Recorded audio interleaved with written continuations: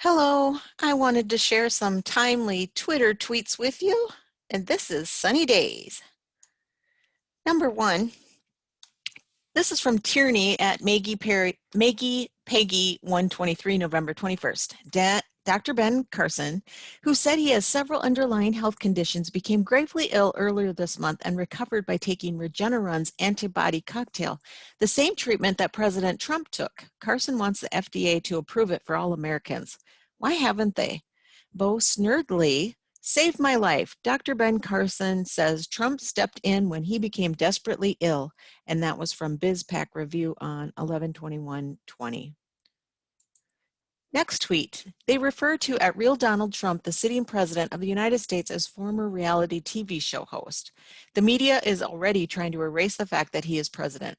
So this was from Yahoo Life.com.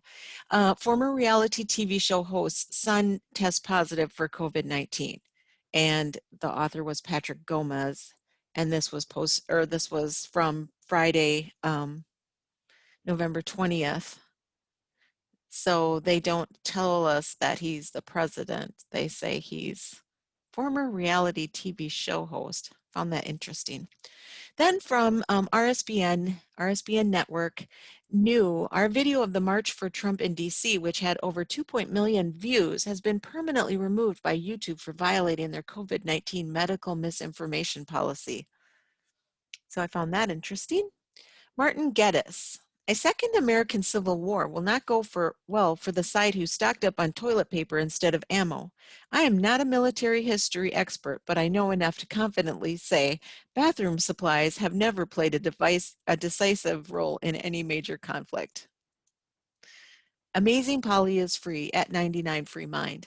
The Great Reset holiday season, and this is quite frankly at Political Orgy. Thinking New York City Christmas date night with Lauren soon. We'd start by getting punched by bicyclers on Saks Fifth, then check out the half-dead tree in Rockefeller Center, eat an entree on a freezing sidewalk, and if there's time, perhaps we can get thrown in front of an oncoming train. 3 dates and 3 nights posted are assets versus their assets. HRC laptop versus media lies. Hunter laptop versus media lies, exec orders versus media lies, fact witnesses versus media lies, real evidence versus media lies, and so on. Can you see it now? Without the media cover up, their house of cards falls. Let the media flail and fall. Awakened Outlaw posted this. Ask yourself a simple question. To this day, have any one of you seen a hazmat disposal container necessary to safely discard the contaminated, dirty mass? The answer tells you everything you need to know. Dr. Robert Epstein. I just heard from a woman whose hashtag Gmail, part of hashtag Google, was altered by Google because it contained a disputed hashtag tweet. She was sending it to a friend, and the tweet was deleted and a warning message inserted into her email. Is her Google now altering emails? Has this happened to you? This was posted November 24th. Allie Beth Stuckey tweeted, the makers of this movie looked at 2020 and said, you know what the world needs right now? A classic Christmas movie starring one of the greatest actors of all time to be completely smashed into tiny pieces and replaced by a much worse version, starring Pete Davidson. I cannot. And this was posted at the New York Post. Pete Davidson to lead an all-star version of It's a Wonderful Life. Cherney at Maggie Peggy 123 posted, the Communications Act of 1934 allows the president to shut down or take control of any facility or station for wire communication upon his proclamation that there exists a state or threat of war involving the United States. I'm not sure if that's true, but that's very interesting if it is. And then play the Trump card, legal votes only, please, tweets, Dominion voting machine version of Kirstie Alley's post. Good morning, good morning, good morning, good morning, good morning, good morning, good morning, good morning, good morning, good morning, good morning, good morning, good morning. Apparently Kirstie Alley had posted good morning. Oh. Sheila at Liquid Laugh. FBI hid the laptop. Pfizer hid the vaccine. Dominion hid the ballots, and Joe hid in the basement.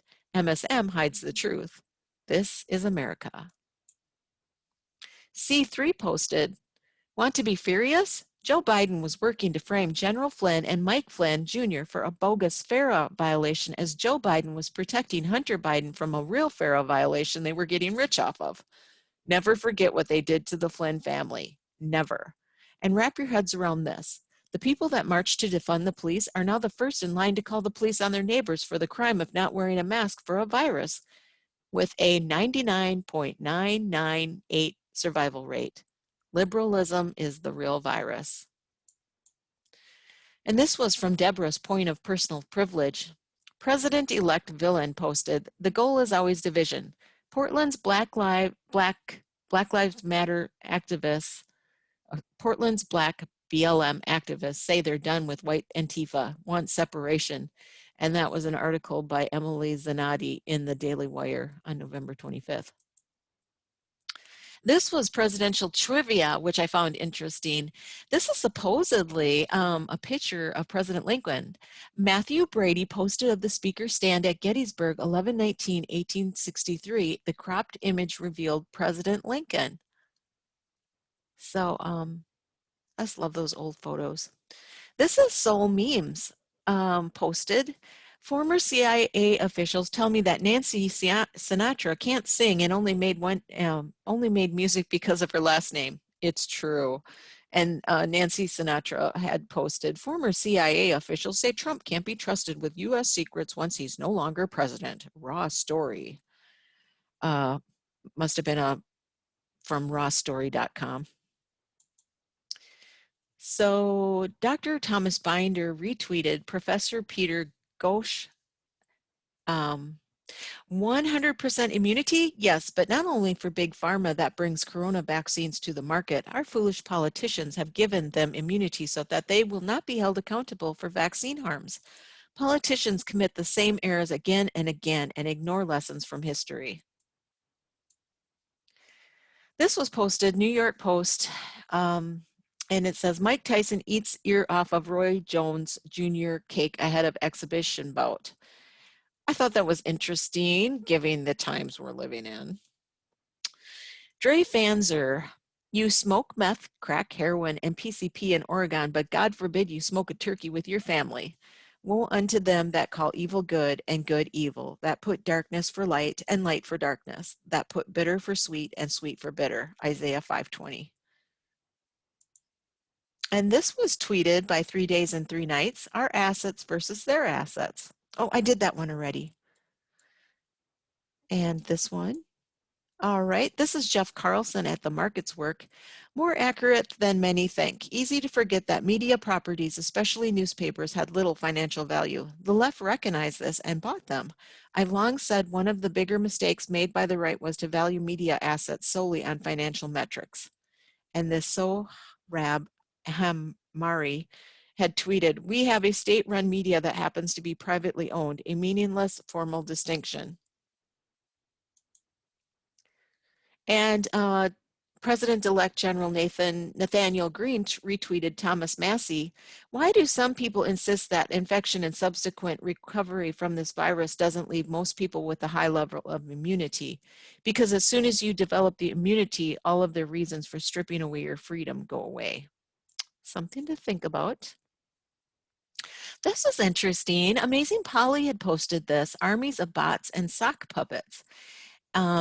She had reposted Katie at Justice Forever, or ever something, and people think paid by pharma is ridiculous. So these tweets say, anti-vaccine rhetoric is dangerous. Anti-vaxxers should not threaten advocates for public health. And then they have the same hashtags, and they're just repeated, these sentences over and over again by all these accounts. And then Soul Memes types, she retweeted the Daily Beast. Pet psychic Beth Lee Crowler says Joe Biden's dogs, Major and Champ, told her they are excited to live in the White House. They also say their master will be a great president. Soul Memes puts, in other news, my pet rabbit told me that he was excited to see God Emperor Trump reelected. Don Cardillo posted, "You'll be aggressively prosecuted in Oregon for possessing or selling one of these things." And then this was the statement from the press secretary when President Trump did the G20 Leader Summit, which I didn't see or hear much about. President Donald J. Trump participated in the first day of the virtual G20 Leaders Summit on November 21st, 2020. President Trump discussed with other leaders the need to work together to restore strong economic growth and jobs as we overcome the COVID-19 pandemic. During his remarks, President Trump highlighted how the United States marshaled every resource at its disposal to respond to the crisis, as well as the unprecedented economic recovery of the United States on a foundation of tax and regulatory cuts, energy independence, and fair trade deals. He spoke about the aggressive actions and safety measures the United States took to protect the vulnerable, pioneer groundbreaking treatments, and develop vaccines and therapies at record-setting speeds, which will save millions of lives. President Trump also reaffirmed the importance of the G20 working together for future economic growth and prosperity. And then that was it. That was my final slide. Thank you.